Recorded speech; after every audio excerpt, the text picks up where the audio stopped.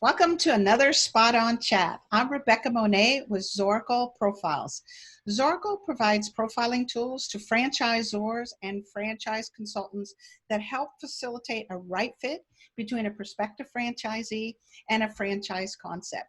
So today, my guest is Paula Pizarro. She is Vice President of Franchise Development at PrideStaff. And Paula, I'm so glad to have you back. Thank you. I'm thrilled to be back. So, you and I could talk for hours and hours. I know, and we have similar loves. One of which is for reading. You are a bookie. Is that the right term? Yes, ma'am. I believe it is. I mean, I know bookies are used for gamblers and that kind of stuff too. But you're the like a foodie. Like a foodie. Yeah. So exactly. You're a bookie. So tell me how this passion started and the kinds of things you enjoy reading. Tell me more about this bookie part of you. I will indeed. So both of my grandmothers were librarians. One had her degree in library science.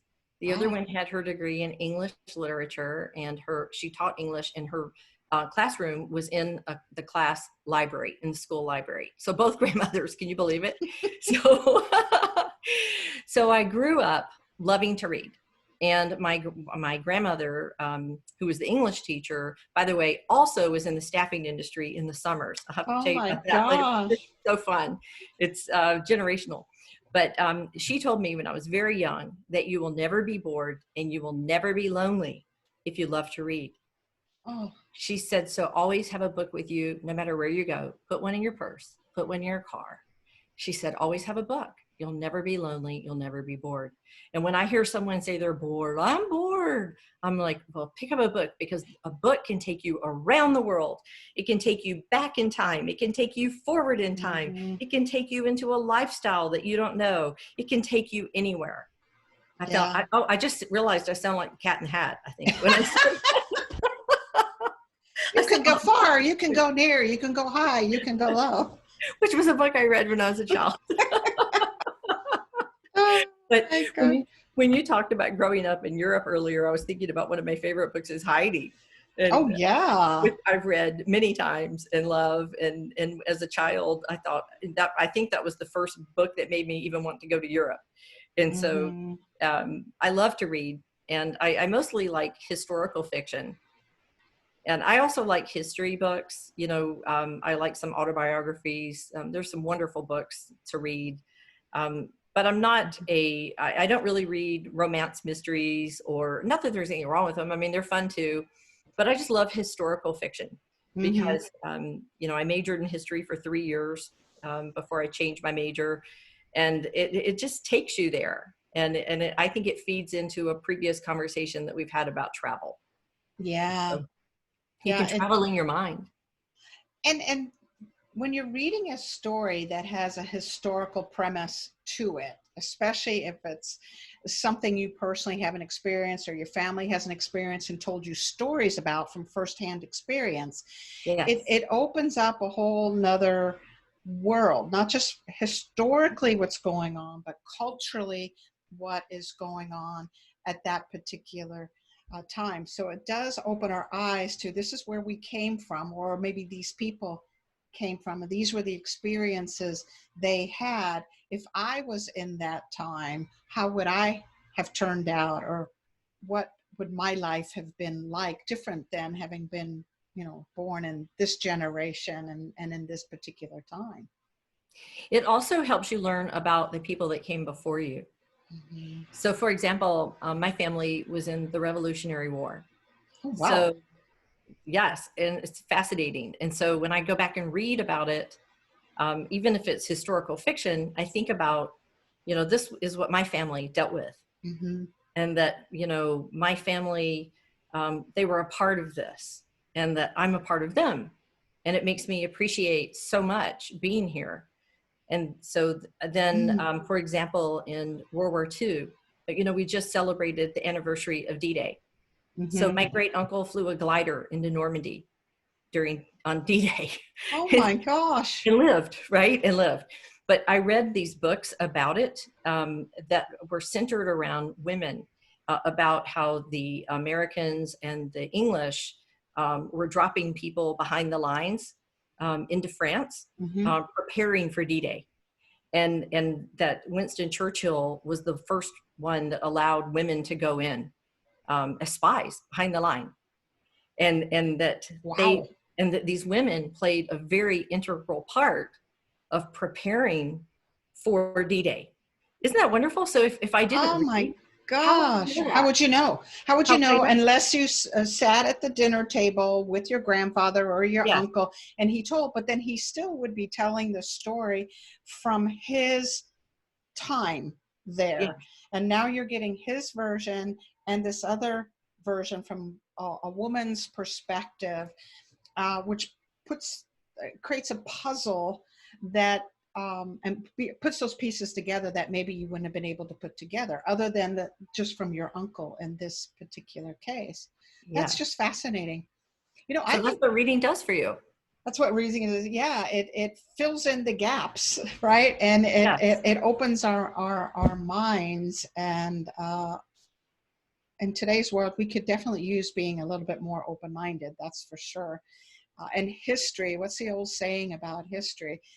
If we don't pay attention to history, we'll repeat history. So learning, and a great way to learn is through stories, like you said. You know, my brain first went when you were talking about this. I think women would make great spies, right? Yes. And see, I have 6 granddaughters, and I've raised them to believe that they can do anything. The world is their oyster, to paraphrase the bard. Yeah. And they can do anything. And women have been doing wonderful things for a long time that we may not realize. And I think that reading inspires us to think about, what am I doing with my life? What am I doing that really makes a difference? And what can I do? As opposed to what's in it for me.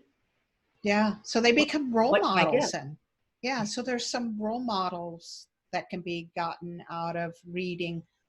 Also, who am I most like? Or what if I could develop that attribute that Amelia Earhart had of risk-taking and adventure, or whoever it is that we're reading about?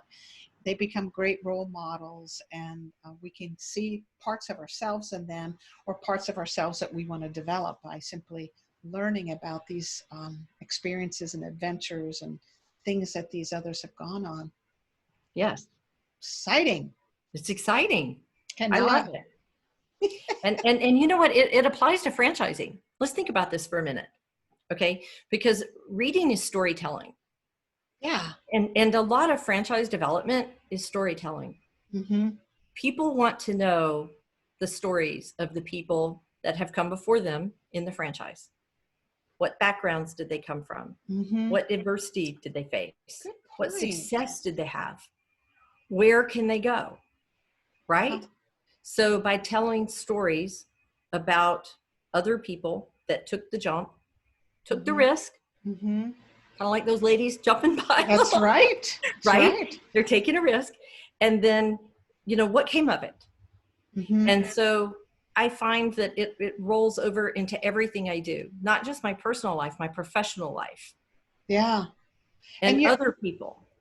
It's so true. And we're all captivated by stories, especially stories that in some way resemble attributes in others that we want to aspire to. So if you're telling stories of successful franchisees within PrideStaff, that listener, that prospective franchisee is likely saying, I can do that. I'm similar to that. I have a similar background. I can go on that similar adventure. I can take that risk.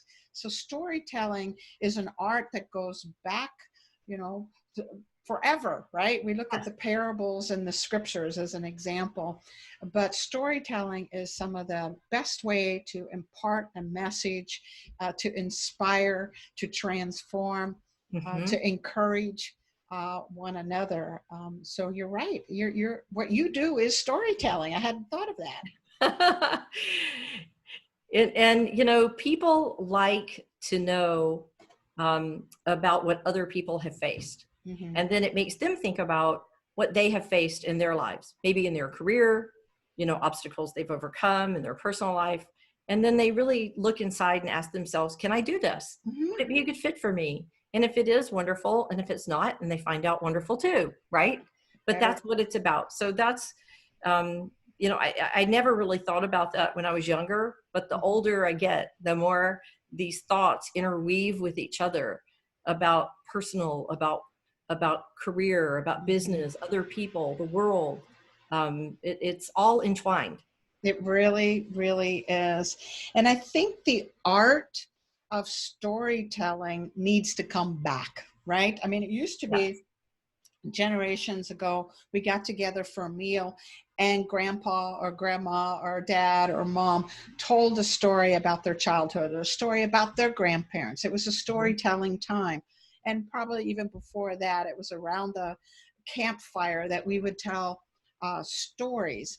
And today, the actual storytelling is in the form of writing books and movies and those kinds of things. But I would love to see storytelling, you know, face to face at an event or around the dinner table. I would love to see that come back. I would love to be a great storyteller.